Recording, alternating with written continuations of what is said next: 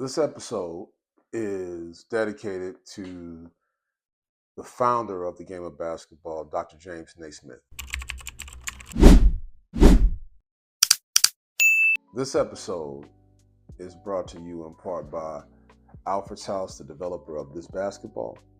This basketball is a 28.5 training basketball developed to help players of all ages increase range on their jump shot, increase overall strength, and you can become a better basketball player by using the heavy basketball. This is something that I wish I would have had when I was younger because it definitely works in terms of increasing range. Use this for about 15-20 minutes beforehand in your core shooting and all the rest of that kind of stuff, all your in-close shots. And then you grab a regular basketball, and I guarantee you'll notice the difference in how far you can shoot the ball from. You can find this on the Run Sports website. You can go find it today. It's 28.5. It weighs 3 pounds, and I guarantee it'll help you. James Naismith, who was born November 6, 1861. His invention, the game of basketball, is the reason that I'm talking to you today. I don't know where I would be without this game and how far it's taken me around the world and given me all the opportunities that I could ever imagine. Dr. James Naismith was born in Ontario, Canada, and there isn't a whole lot out there about his childhood and upbringing other than the fact that he was orphaned at a very young age and lived with his aunt and uncle while attending Almonte High School, where he graduated in 1883. He then attended McGill University, where at 5 feet 10 inches tall and 180 pounds or so, participating in almost every sport that you could: football, rugby, soccer. There are even reports of him wrestling. The sport that he was drawn to most was gymnastics, and he also got his physical education degree there. From 1888 to 1890, Dr. Naismith went on to teach physical education at the school, but also was the school's first athletic director.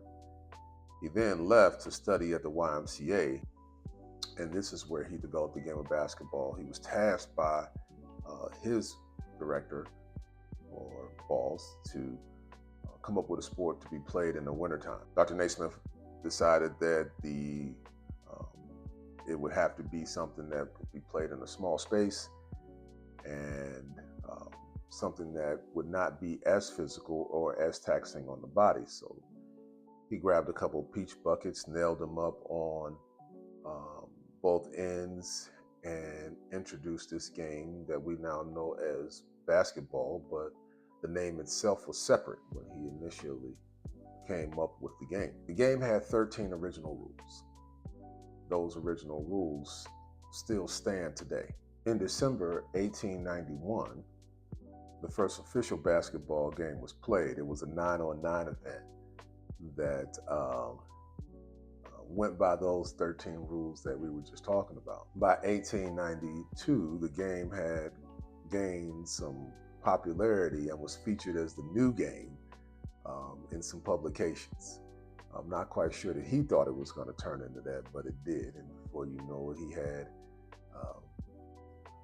grown the game in just a year's time. Naismith was one that I don't think people really understand how educated he was. In 1898, he went to Denver and gained a medical degree, and then came back to Lawrence, Kansas. Or maybe I shouldn't say came back to Lawrence, Kansas, but went to Lawrence, Kansas as its first basketball coach while still teaching at the school. Now, in those days, you didn't necessarily play a bunch of different schools. There was about 2 or 3 schools that he played. One of the schools that he played then, and they continue to play today, is Kansas State. Kansas State was the only quote-unquote Big 12 team that they played against. Now, interestingly enough, one of the players that he ended up coaching was a guy by the name of Fog Allen. And Fog Allen wanted to become the next basketball coach at Kansas. He then spent almost 40 years at Kansas as its head coach. He went on to coach guys that you would know for sure. Adolph Rupp, who went on to become the Hall of Fame and very famous Kentucky head coach. He also coached Dean Smith, who went on to coach at North Carolina. Talking about three of our blue bloods that came from that tree of the University of Kansas or via Dr. Naismith, which makes them both very, very important to the culture of basketball. Now, race relations was a huge issue. It goes without saying. And Dr. Naismith was against segregation in every way. He couldn't get players or wouldn't put black players on the basketball team, or at least on the varsity team. But he was instrumental in getting them on the swim team. Before he came along and pressed the issue, they were just giving passing grades. Black athletes were just giving passing grades who were participating or supposed to participate on the swim team. They were just giving passing grades because they didn't want them in the water. In 1935, Fog Allen created the National Basketball Coaches Association, and the sport of basketball was introduced to the Olympics in 1936. Dr. Naismith got a chance to see all of that before his untimely passing due to a brain hemorrhage. Dr. Naismith passed away in 1937 at the ripe young age of 76. He was educated in every way. He was not just a basketball person. He was not just about the sport of basketball, but extended his reach into many other sports. In fact, so much so that he felt as though basketball was not the best way to train the body, and felt as though gymnastics and wrestling did a better job of doing so.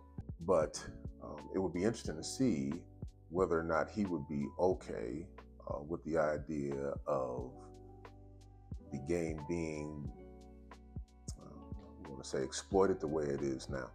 Would Dr. Naismith be okay with the idea of NIL, or did he invent the game to teach discipline, sharing, understanding, all of those things that will go along with being an athlete? It's extremely strange to see him wearing a wool suit on the basketball court, holding on to a peach bucket and that leather ball, something that we would probably never do today. So the game has evolved in a real way, and there's nothing at all wrong with that. But I don't believe that we should lose the core values that we have inside of the game. Until we talk again, I am Randy Holcomb.